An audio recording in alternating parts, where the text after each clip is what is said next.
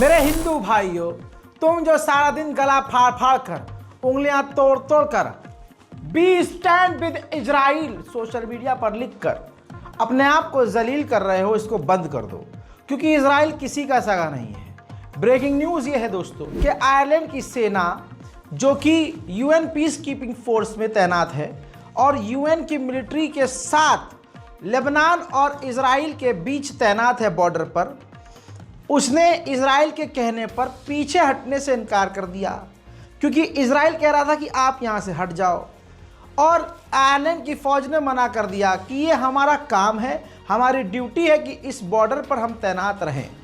इस पर इजरायली इतने भड़क गए कि अब सोशल मीडिया पर इजरायली मांग कर रहे हैं। क्या कुछ पोस्ट आपके सामने रख रहा हूं दोस्तों। ये तो पहली रिपोर्ट है जो स्क्रीन पर आपके सामने है। इसके बाद इस रिपोर्ट के अंदर कुछ पोस्ट हैं मेरे दोस्तों। इसमें ये मांग कर रहे हैं कि इजराइल को यानी हमको आयरलैंड पर कब्जा करना चाहिए और आयरलैंड में इजरायली सेटलर्स के लिए, इजरायलियों के लिए, हमारे अपने यहूदी भाइयों के लिए एक इजरायली कॉलोनी बनानी चाहिए। वहीं अमेरिका के इस व्यक्ति को मैं आपको दिखा चुका हूं जिसका अकाउंट सीज हो चुका है। इस बंदे ने तो क्लियर कट कहा, अमेरिकी अधिकारी ने, कि जो सेना पीछे नहीं हट रही है यूएन की, उस पर कारपेट बम मार देना चाहिए। उधर एक बंदा और ये लिखता है इजरायली कि जो आयरलैंड की फौज यूएन की है जो तैनात है वहाँ पर, उस पर बम मार दो, आग फेंको, उनको पीछे खदेड़ो, वहाँ से भगाओ, ये लेबनान और हिजबुल्लाह के साथी हैं और इनको कत्ल कर दो और इनके इलाकों पर कब्जा करो। ऐसी ऐसी बातें अब यहूदी कह रहे हैं।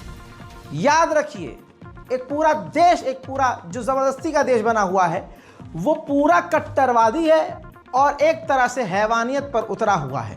अगर आप इसकी बात मानोगे तो आपको ये कुछ कहेगा नहीं, ना आपकी तारीफ करेगा, लेकिन आप अगर विरोध कर दोगे तो ये सीधा आपसे जीने का अधिकार छीन लेगा और आप पूरा दिन शाम उठते बैठते be stand with Israel, be stand with Israel.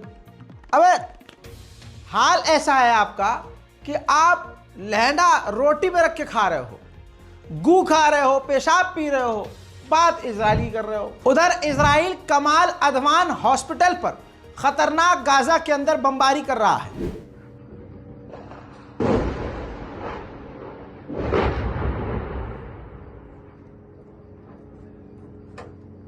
वहीं जहां पर इजराइल गाजा में बम गिरा रहा है, तो लाशों को निकालने के लिए और घायलों को मलबे से निकालने के लिए जो मदद करने वाली टीम आगे बढ़ रही है, तो इजराइल की मिलिट्री उन पर गोलियां दाग रही है, ओपन फायर कर रही है।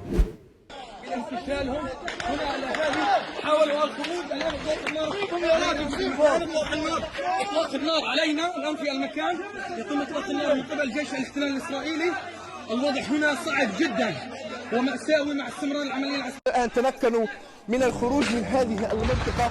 إطلاق النيران الآن على المواطنين، إطلاق النيران بشكل كثيف جدا في هذه المنطقة. انسحب محمد.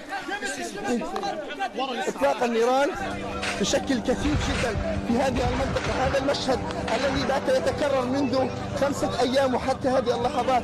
يغلق جيش الاحتلال هذه المنطقة كما نشاهد. المواطنون الآن تحت النيران نزحوا من هذه المناطق. الآن يعني إجلاء أحد المصابين وهم من النساء بعد القصف المستمر في هذه المنطقة. هذا مفترق الموت كما يصفه المواطنين. الآن إجلاء أحد المصابين بعد إطلاق النار عليهم بشكل كثير جدا في هذا المنطقة. في ظل حصار مخيم جباليا قام احتلال الصهيوني باستهداف مستشفى اليمن السعيد والذي تعبئ المئات من النازحين، مما ادى لاشتعال الخيام داخل هذا المبنى. كما نشاهد بعد ما تم الآن إجلاء أحد المصابين من هذا المكان. अल यमन हॉस्पिटल है गाजा के अंदर, इजराइल ने उस पर ही बमबारी कर डाली और 15 से 16 लोगों को कत्ल कर दिया।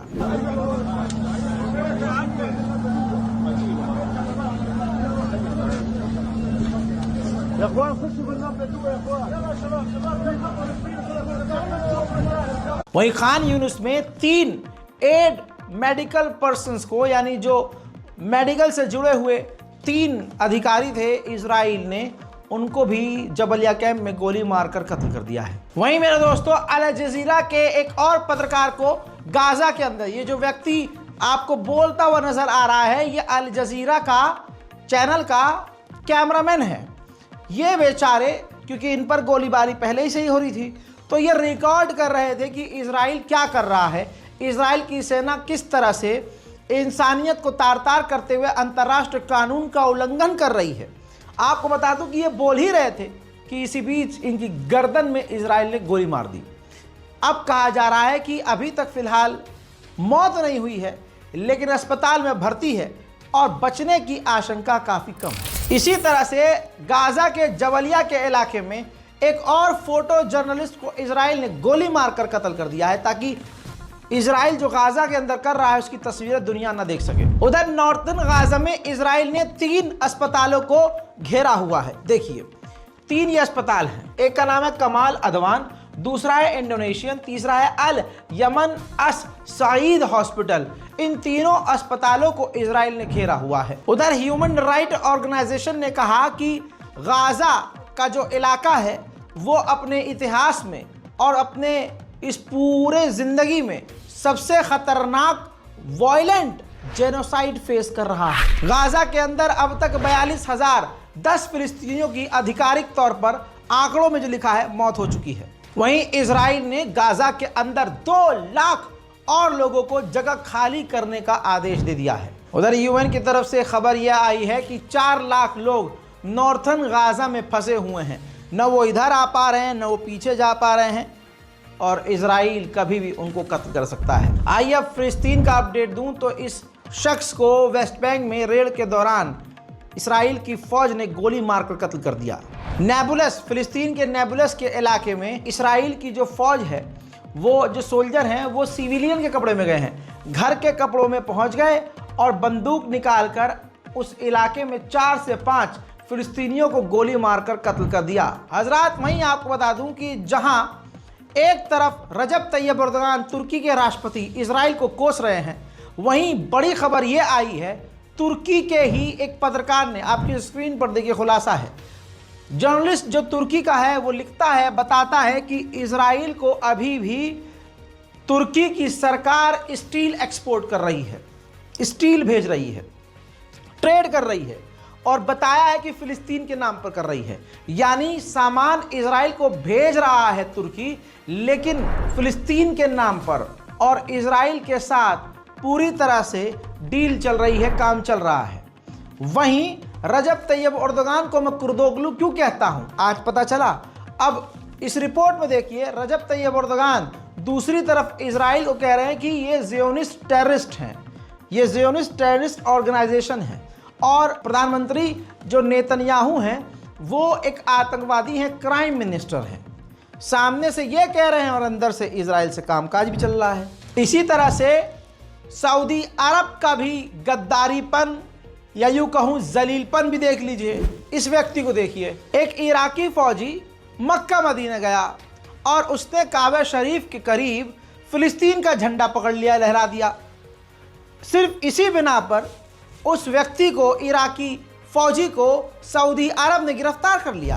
अब सऊदी अरब, खासकर मोहम्मद बिन सलमान ने अमेरिका का पिछवाड़ा लंबे समय तक चाटा, लेकिन अमेरिका तब भी उनका ना हुआ। बड़ी खुशखबरी बता रहा हूं आपको, बड़ी खबर है। एंटोनी ब्लिंकन, अमेरिका का विदेश मंत्री, मिडिल ईस्ट के दौरे पर था और मोहम्मद बिन सलमान से मिलने आया, और मोहम्मद बिन सलमान से मिलने के बाद जब वापस अमेरिका गया है तो कहता है वहां जाकर कि मोहम्मद बिन सलमान एक बिगड़ैल बच्चे के सिवा और कुछ नहीं है। तो यानी मोहम्मद बिन सलमान ने इतना कुछ किया और अमेरिका के इशारे पर चल रहे हैं, लेकिन इसके बावजूद अमेरिका का विदेश मंत्री उन्हें बिगड़ैल औलाद कह रहा है।